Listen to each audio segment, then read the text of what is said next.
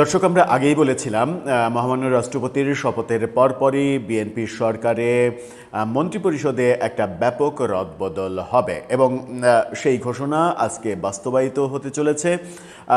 সেই ব্যাপারটা এখন সত্যে পরিণত হলো।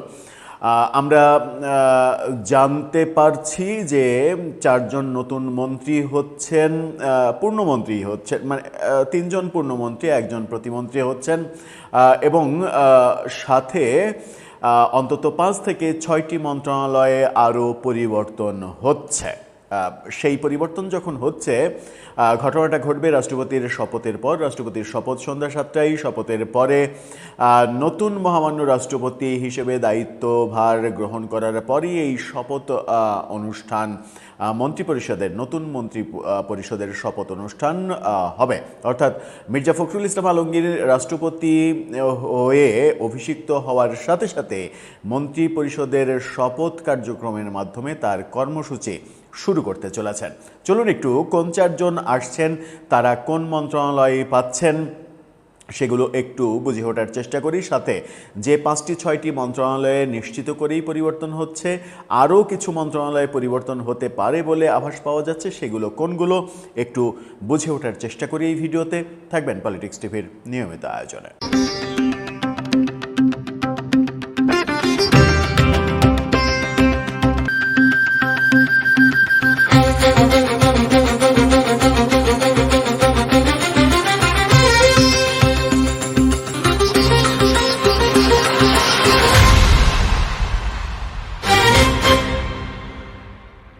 দর্শক, বলছিলাম মন্ত্রিসভায় নতুন যুক্ত হচ্ছেন 4 জন, মন্ত্রণালয় পরিবর্তন হচ্ছে অন্তত 5 থেকে 6 জনের।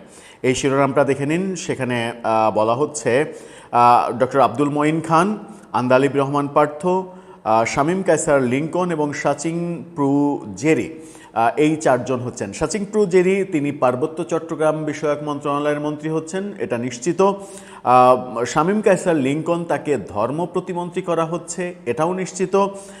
ডক্টর আব্দুল মঈন খানকে সম্ভবত, মানে এটা শতভাগ নিশ্চিত বলা যাচ্ছে না, তবে সম্ভাবনা বেশি, তাকে মির্জা ফখরুল ইসলাম আলমগীরের যে স্থানীয় সরকার, পল্লী উন্নয়ন এবং সমবায় মন্ত্রণালয়, সেই মন্ত্রণালয় দেয়া হচ্ছে। আমি প্রথমে ভাবছিলাম যে তাকে হয়তো তার পূর্বের যে মন্ত্রণালয়, তিনি এর আগে তার সরকারে থেকে যে পরিকল্পনা মন্ত্রণালয়ের দায়িত্ব পালন করেছেন, সেই মন্ত্রণালয়ই তাকে দেয়া হবে। কিন্তু বিভিন্ন গণমাধ্যম বলছে যে তাকে স্থানীয় সরকার মন্ত্রণালয় দেয়া হচ্ছে। স্থানীয় সরকার মন্ত্রণালয় ডক্টর আব্দুল মঈন খানকে দেয়া হচ্ছে, এর মিনিংটা অনেক কিছু দাঁড়ায়। আমরা একটা ভিডিও করেছিলাম, সেখানে একটি গণমাধ্যম বলেছিল, সালাউদ্দিন আহমেদ বলেছেন তিনি স্বরাষ্ট্র মন্ত্রণালয় ছাড়তে পারেন এই শর্তে যদি তাকে দলের মহাসচিব করা হয়। আমরা দেখেছি মির্জা ফখরুল ইসলাম আলমগীরকে যখন রাষ্ট্রপতি নির্বাচন করা হলো, এরপরে রুহুল কবির রিজভী, তাকে ভারপ্রাপ্ত মহাসচিব করা হয়েছে। অর্থাৎ আগামী সম্মেলন পর্যন্ত তিনি দায়িত্ব পালন করবেন। স্থানীয় সরকার মন্ত্রণালয়ে এবং স্বরাষ্ট্র মন্ত্রণালয়ে পরিবর্তন হচ্ছে না, এটাই বলছে গণমাধ্যম। যদি সেটা তাই হয়, যদি আব্দুল মঈন খানকে স্থানীয় সরকার মন্ত্রণালয় দেয়া হয় এবং স্বরাষ্ট্র মন্ত্রণালয়ে সালাউদ্দিন আহমেদই থাকেন, তাহলে কি তার যে শর্ত, সেই শর্ত বিএনপির হাইকমান্ড মেনে নিল না? তাহলে কি তাকে মহাসচিব করা হচ্ছে না? সেই কারণেই স্বরাষ্ট্র মন্ত্রণালয়ে কোনো পরিবর্তন হচ্ছে না? এটা একটা বড় প্রশ্ন। আন্দালিব রহমান পার্থকে কোন মন্ত্রণালয়ে দেয়া হচ্ছে সেটা নিশ্চিত নয়, তবে যে মন্ত্রণালয়গুলোতে পরিবর্তন আসছে, সেই মন্ত্রণালয়গুলোর যে কোনো একটা তিনি পেলে অবাক হওয়ার কিছু থাকবে না। মন্ত্রিপরিষদ বিভাগ থেকে বিভিন্ন সূত্র বলছে অন্তত 5টি মন্ত্রণালয়ে পরিবর্তন আসছে। এই খবরটা দেখে নিন। সেখানে বলা হচ্ছে পরিবর্তন আসছে 5 মন্ত্রণালয়ে। আমাদের অন্যান্য গণমাধ্যম সহ বিভিন্ন সোর্সে আমরা এমন খবরও পেয়েছি সেটি 6-এর বেশিও হতে পারে পরিবর্তন। কোন কোন মন্ত্রণালয়ে পরিবর্তন হচ্ছে? স্থানীয় সরকার, পল্লী উন্নয়ন এবং সমবায় মন্ত্রণালয়, এটাতে তো পরিবর্তন অবশ্যম্ভাবী, যেহেতু মির্জা ফখরুল ইসলাম আলমগীর এখন রাষ্ট্রপতির দায়িত্বে আছেন।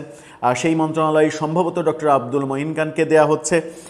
এরপরে রয়েছে যে কৃষি ও খাদ্য মন্ত্রণালয়। এই কৃষি এবং খাদ্য মন্ত্রণালয় কেন পরিবর্তন করা হচ্ছে আমরা বুঝতে পারছি না, কারণ এই মন্ত্রণালয়ের দায়িত্বে যিনি আছেন তিনি তো ব্যর্থ হওয়ার কোনো নজির আমরা দেখিনি। এরপরে বলা হচ্ছে যে কৃষি খাদ্য এই মন্ত্রণালয়ের পাশাপাশি তথ্য ও সম্প্রচার মন্ত্রণালয়ে পরিবর্তন হচ্ছে। জহিরুদ্দিন স্বপনকে কি তাহলে সরিয়ে দেওয়া হচ্ছে সেই মন্ত্রণালয় থেকে? তথ্য এবং সম্প্রচার মন্ত্রণালয় কার কাঁধে যাচ্ছে? সেই ব্যক্তিটা কি তাহলে আন্দালিব রহমান পার্থ? জানি না কে হতে চলেছেন। বেসামরিক বিমান পরিবহন এবং পর্যটন মন্ত্রণালয়ের দায়িত্ব পরিবর্তন হচ্ছে। বিমান পর্যটন মন্ত্রণালয়ে একজন নারীকে দায়িত্ব দেওয়া হয়েছিল, সেটা মন্ত্রিসভার একটা সৌন্দর্যই ছিল, কিন্তু তাকে সরিয়ে দেওয়ার কারণ কি? অভ্যন্তরে কি কোনো জটিলতা তৈরি হয়েছে? সাম্প্রতিক সময়ে আমরা দেখেছি যে তিনি একটি ঘোষণা দিয়েছেন যে জুলাই যোদ্ধাদের জন্য অভ্যন্তরীণ এবং আন্তর্জাতিক সব ফ্লাইটে, বিমানের সব ফ্লাইটে 50% টিকিটের দাম নেওয়া হবে এবং পর্যটন কর্পোরেশনের যত হোটেল মোটেল আছে সেখানে 36% তাদেরকে ডিসকাউন্ট দেওয়া হবে আজীবন। এরকম সিদ্ধান্ত তাকে নিতে দেখেছি। হঠাৎ করে তার ব্যাপারে কি হলো আমরা জানি না। এবং যেটা বলা হচ্ছে সেটা হচ্ছে বিদ্যুৎ এবং জ্বালানি মন্ত্রণালয়ে পরিবর্তন হচ্ছে, যে দাবিটা অনেক দিন থেকেই চলছে যে বিদ্যুৎ জ্বালানি মন্ত্রণালয়ে যাকে দেয়া হয়েছে, এর আগে 2001 থেকে 2006 সাল পর্যন্ত তিনি প্রতিমন্ত্রী ছিলেন এই মন্ত্রণালয়ের, এবং সেই সময়ে বিএনপি সরকারের সব থেকে ব্যর্থ মন্ত্রণালয়ের নাম ছিল বিদ্যুৎ এবং জ্বালানি মন্ত্রণালয়। আবারও ইকবাল হাসান মাহমুদ টুকুকে যখন সেই দায়িত্ব দেওয়া হয়েছে তখন মানে প্রচুর সমালোচনা, সরকারের সব থেকে বেশি সমালোচনার জায়গা এই মন্ত্রণালয়কে কেন্দ্র করে, সুতরাং সেটা পরিবর্তন হওয়ার সম্ভাবনা বেশি। এছাড়া আরও বেশ কিছু মন্ত্রণালয় নিয়ে কিন্তু কথা হচ্ছে এখন। এই 5-6টা মন্ত্রণালয়ে যদি পরিবর্তন হয়, মন্ত্রী ঢুকছেন মাত্র 4 জন। এই 4 জনের মধ্যে পার্বত্য চট্টগ্রাম, ধর্ম, এই দুটা নিশ্চিত, বাকি 2টা নিশ্চিত না। দুইটা জায়গায় আমি ধরলাম, 2টা জায়গায় তাদেরকে দেয়া হলো, তাহলে বাকি 4টা মন্ত্রণালয়ে কি হবে? যদি বাকি 4টা মন্ত্রণালয়ের ভেতর থেকেই রিশাফলিং হয়, তাহলে তো মানে 4 দুগুণে 8টা মন্ত্রণালয় পরিবর্তন হতে চলেছে। গণমাধ্যমের এই তথ্য আমার মনে হয় যে আংশিক তথ্য এসেছে এখন পর্যন্ত। মন্ত্রণালয়ে আরও ব্যাপক পরিবর্তনের সম্ভাবনা রয়েছে।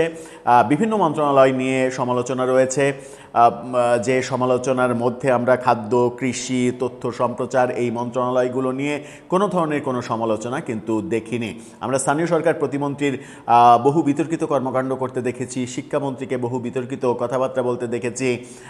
এই ব্যাপারগুলো সড়ক মন্ত্রণালয় যাকে দেয়া হয়েছে, সড়ক, সেতু, রেলপথ, নৌপরিবহন সব এক জায়গায় দেয়া হয়েছে। এই যে দেয়া হয়েছে, এত বিশাল মানে 3-4টা মন্ত্রণালয় এক জায়গায় একজনকে দেয়া হয়েছে, সেখানে একটা বড় পরিবর্তন প্রয়োজন অনেকেই বলছিলেন, কিন্তু সেই নামটা, মন্ত্রণালয়ের নামগুলো এখানে কিন্তু আসেনি।